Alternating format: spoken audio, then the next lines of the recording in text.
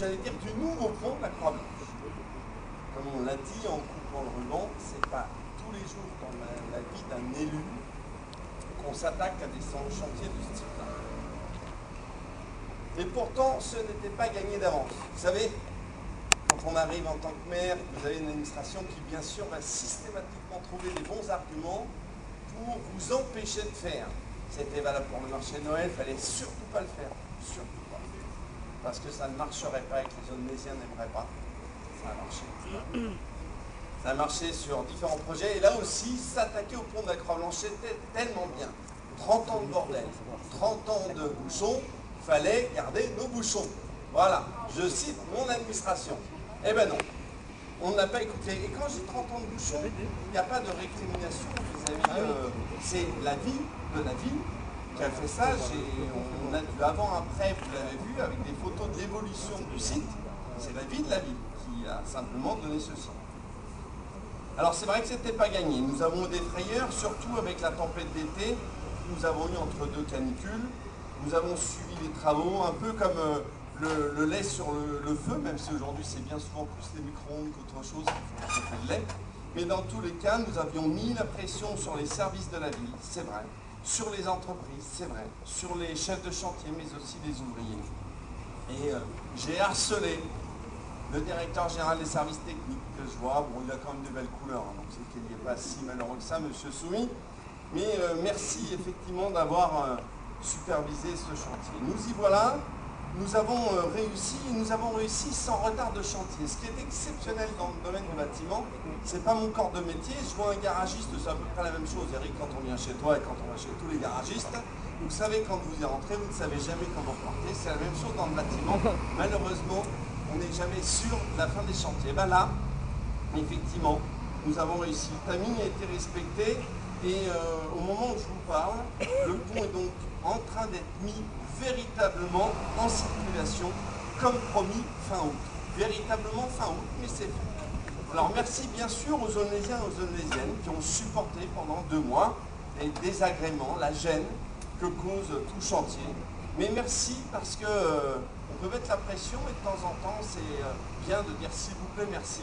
Merci bien sûr aux ouvriers, aux entreprises, aux agents, à toutes celles et ceux qui ont contribué à la réussite de ce chantier. Et j'aimerais qu'on applaudisse tous ceux qu'on ne voit pas, ces ouvriers anonymes qui ont travaillé pendant 2 mois. Alors, merci, on pourrait dire c'est super, c'est fini, sauf qu'en fait, ça n'est pas fini. Ce projet, le vrai projet est en 2 étapes.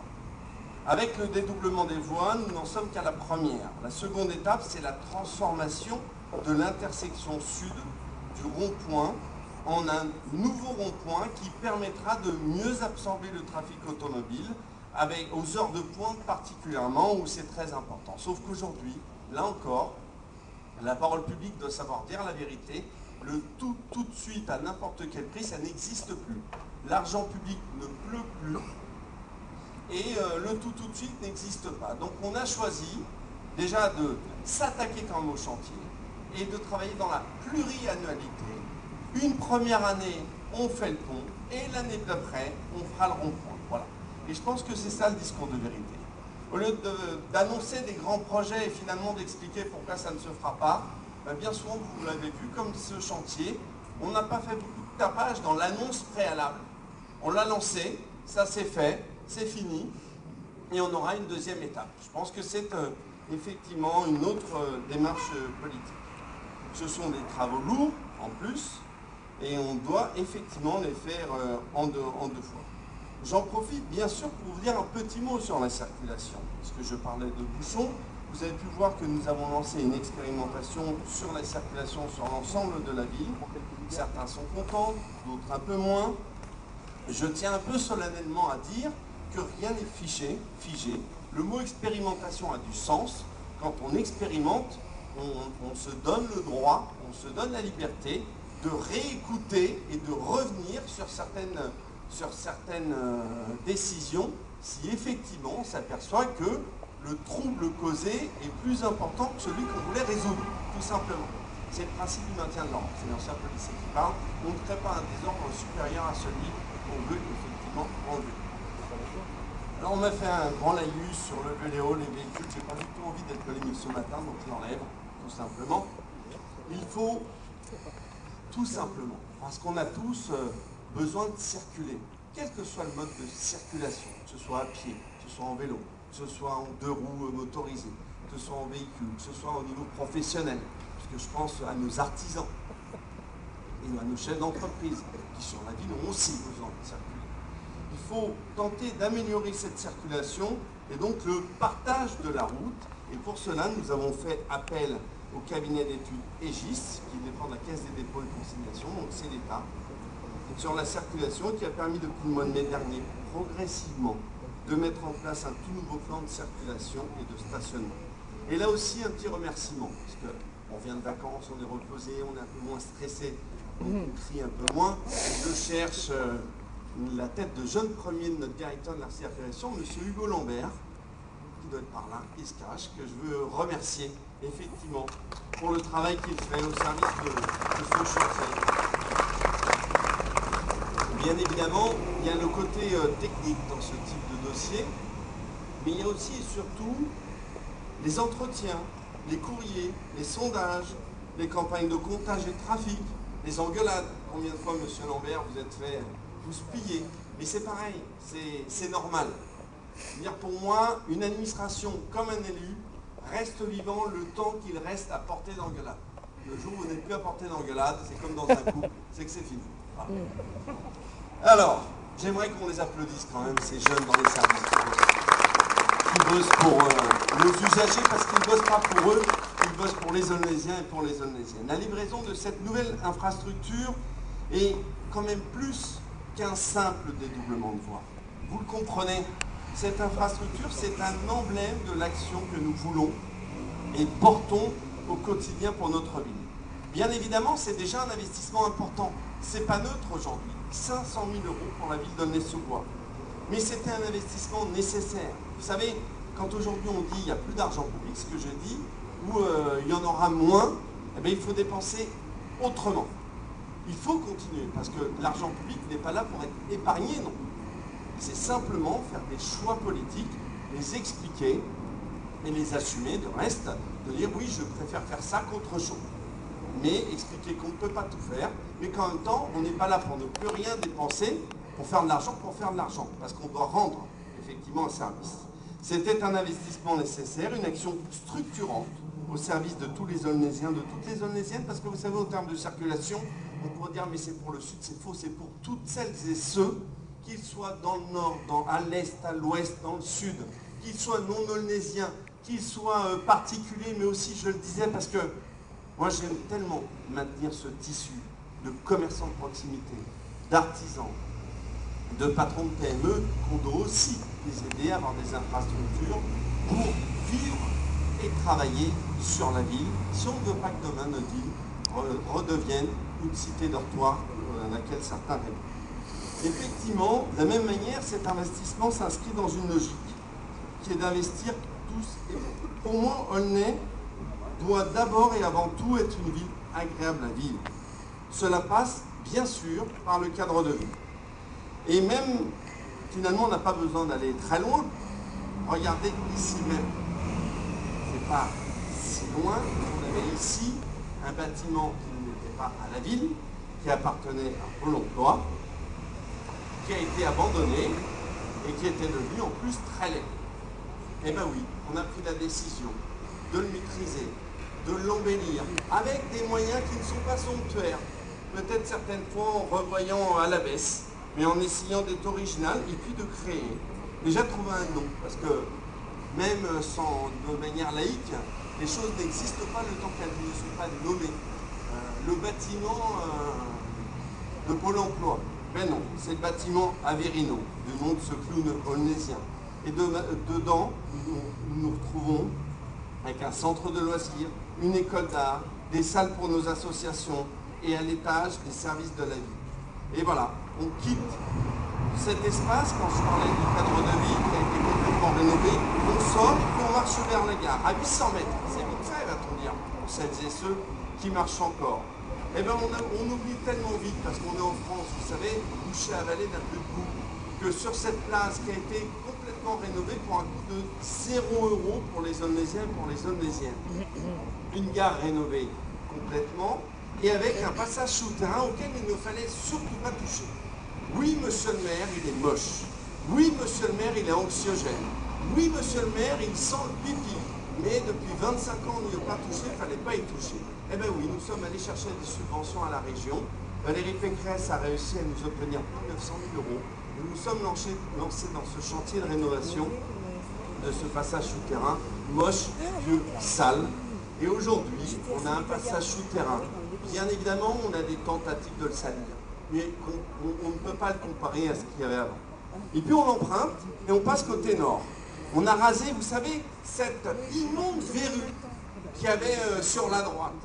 Alors il y a un mélange de pissotières recouvertes d'affiches, quand vous y pensez, toutes plus moches les unes que les autres, et nous en avons fait une placette arborée avec un magnifique trompe-l'œil. Là aussi, ça fait partie, effectivement, du cadre de vie. Et puis, juste un peu plus haut, il y a le futur projet Tour Eiffel, qui va effectivement enfin tourner la page du projet Kaufmann & Broad, qui avait sclérosé tout le secteur pendant tant d'années, et qui, je l'espère, va véritablement revitaliser ce début de la rue Anatole France pour faire revenir des commerces de proximité, parce qu'effectivement les Aulnaisiens et les Aulnaisiennes y ont droit. On repasse le passage souterrain de l'autre côté puisqu'il n'est plus désagréable avec la revégétalisation que j'avais zappé tout à l'heure.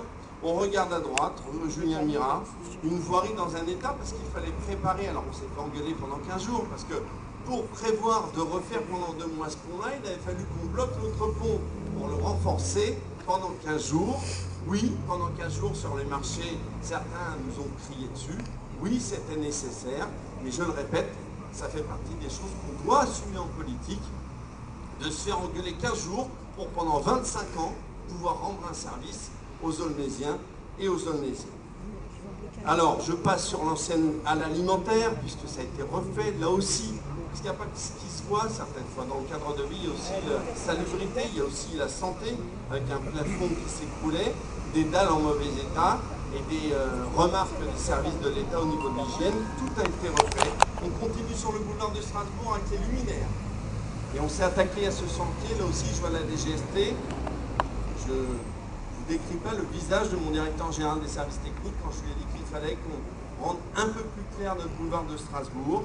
Et aujourd'hui on est passé au LED, parce que ça fait partie de la suite. Et je ne peux pas passer par le boulevard de Strasbourg sans arrêter 30 secondes sur les commerces. Vous le savez, nous continuerons un effort de revitalisation sur ce boulevard parce que ça fait partie effectivement des pôles d'attractivité. On ne fixe pas une population, on ne sanctuarise pas une zone pavillonnaire si on ne met pas à proximité des commerces de proximité de qualité. On continue. C'est un travail de fourmi. C'est un travail qui bien souvent nécessite des choix politiques parce qu'il faut refuser certaines fois certaines choses. Mais à l'inverse, on a des bonnes surprises. On avait parlé de la mercerie, on avait parlé de ces différents commerces. Et là maintenant, on a vu arriver cette nouvelle boulangerie. Vous avez vu qu'il fait un tabac sur le boulevard de Strasbourg. Je suis là pour faire la pub à tous les boulangers. J'adore cette nouvelle boulangerie et pourtant ce matin, je suis allé acheter ma baguette chez François parce qu'on peut tous et toutes les faire travailler. Il y a de la place pour tout le monde. Quand on monte en gamme dans un secteur commercial de proximité, il y a de la place effectivement pour tout le monde et ça attirera non seulement les Aulnaisiens et les Aulnaisiennes, mais aussi d'autres des villes avoisinantes. C'est quand même mieux vivre chez nous qu'autre part. Je sais pas les... Vous l'avez compris, petit à petit, touche après touche, parce que c'est bien souvent du travail chirurgical, notre ville se redresse après 6 ans. Je pense qu'aujourd'hui, nous pouvons dire qu'il fait bien, bon, beau vivre à Aulnay, les 3 B qui nous sont chers.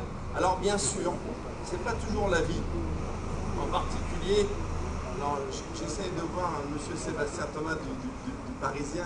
Je ne vais surtout pas faire le procès qui serait gratuit des médias ici, surtout que, je tiens à le dire, vous avez réussi, alors que, comme on est en période estivale, vous n'êtes pas le spécialiste d'Aulnay-sous-Bois, mais vous avez réussi à cerner très rapidement la semaine dernière toute la problématique de PSA en faisant un très bel article synthétique, ce qui n'est pas facile parce que c'est un sujet complexe où de cette friche industrielle de 180 hectares, plus grande que la Défense, Quand nous sommes arrivés, il n'y avait plus rien.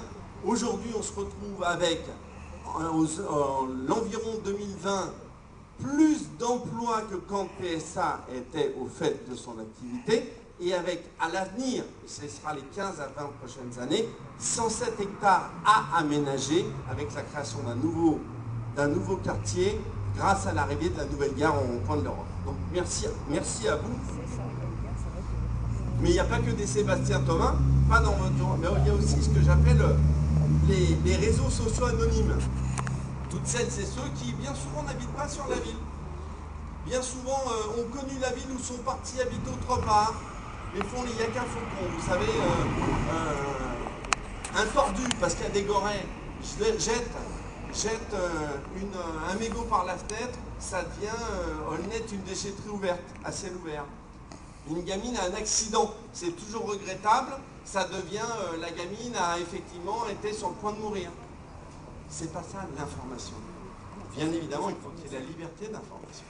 Mais on est aujourd'hui dans un système où effectivement, c'est mieux de parler de 2-3 poubelles qui brûlent à Aulnay-sous-Bois et d'être repris par des centaines de personnes que d'expliquer qu'on a réussi à rétablir des services, des nouveaux commerces, ou effectivement, demain, des services de plus haut niveau pour les Aulnaysiens et pour les Aulnaysiennes. Donc, j'ai toujours ce moment-là, ça m'agace, ça m'énerve.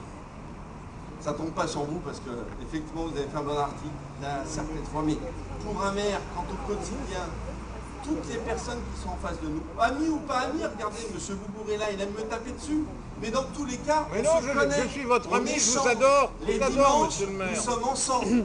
Et savoir que sur des blogs anonymes, des personnes qu'on ne connaît même pas, qui ne mettent même pas les pieds à Aulnay-sous-Bois, qui n'ont aucun intérêt, qui n'ont pas d'enfants à y élever, qui n'ont pas de parents à y garder, qui n'ont pas d'entreprise à y faire fonctionner, se permettent de nous bousiller notre ville, oui, certaines fois, il y a un cri de colère.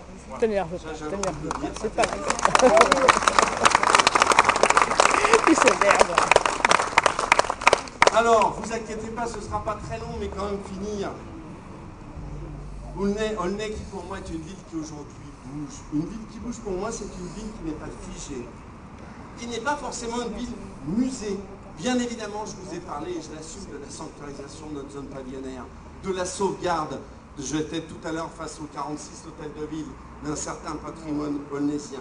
Mais c'est aussi s'engager sur des grands projets à 15, 20, 25 ans, qui nous dépassent, c'est pas pour nous, c'est pour nos enfants. Alors je sais que c'est pas des fois politiquement à la mode de dire, on m'a reproché l'autre temps en disant, mais pourquoi vous dites que vous travaillez en bon père de famille? Ben oui, parce que je suis un père de famille et beaucoup de choses que je fais, bien souvent, c'est pour ceux qui viendront après nous, sans oublier ce qui s'est passé avant. Alors, je ne parlerai pas des projets hors sol, j'ai vu Alain Boulanger, donc je ne parlerai pas de l'affreux projet Europa City. On aura bien sûr l'occasion d'en parler au mois de septembre. Je ne vous parle pas de ces projets-là, je vous parle de tous ces projets qu'on fait au quotidien, la sauvegarde de la Villa Pascarelle au vieux pays en y installant le CREA, l'installation dans le pavillon d'Ordin de cette maison du projet pour que les Aulnaysiens et les Aulnaysiennes viennent s'approprier des projets de notre ville. Tous ces projets qui font qu'on peut retrouver une dynamique. Une ville qui bouge, c'est aussi une ville qui prend soin, bien sûr, de son patrimoine, bien sûr de ses commerces, mais qui s'occupe aussi de ses plus jeunes.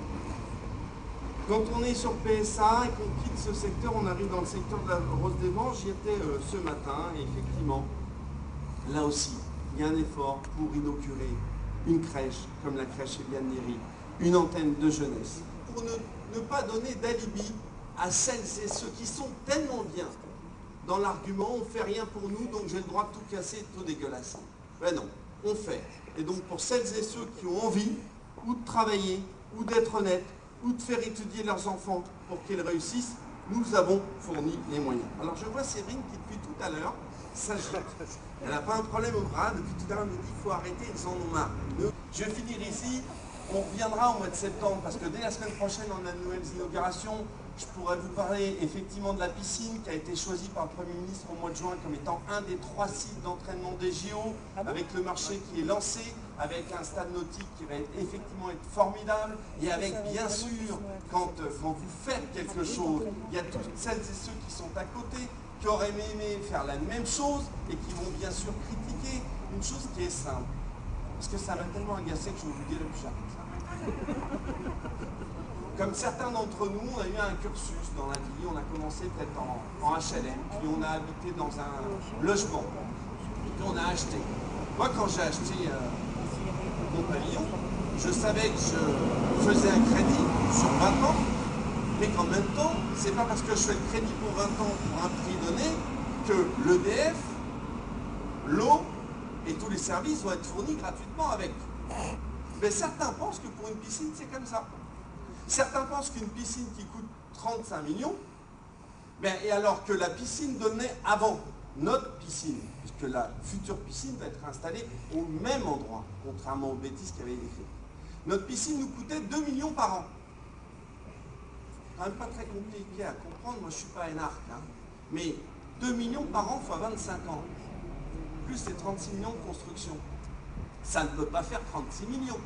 Et donc c'est pas le maire a doublé le prix de la piscine, c'est le prix de la construction de la piscine, puis le prix que coûte une piscine tous les ans. Vous voyez jusqu'où la vérité peut être tordue, déformée. Alors je vais finir sur un message. Bien sûr qu'on va rentrer dans un an et demi dans la campagne électorale. Bien sûr que certains élus, mes collègues, quel que soit le parti politique, certains sont déjà tétanisés en disant oh là là, entre le dégagisme, patati patata, il ne faut plus rien faire, il ne faut plus rien dire, baisser la tête et comme ça on sera peut-être réélu. Et puis il y a toutes celles et ceux qui se réveillent, les frustrés, qui ont perdu, qui étaient, qui sont plus, qui ont rêvé d'y être et qui n'y seront jamais, qui se déchaînent en racontant des conneries. Et bien moi je vais vous dire, nous, et je regarde mon équipe municipale, on va simplement continuer à travailler. C'est le seul mot qui m'intéresse. C'est pas ce que pense la personne en face de moi, au niveau de son parti politique. C'est quel est mon lien à la ville d'Aulnay-sous-Bois? Quelle est ma relation aux Aulnaysiens, aux Aulnaysiennes? Quels sont nos projets pour eux? C'est le seul élément important pour moi. Et croyez-moi, on va encore continuer pendant 2 ans. Merci.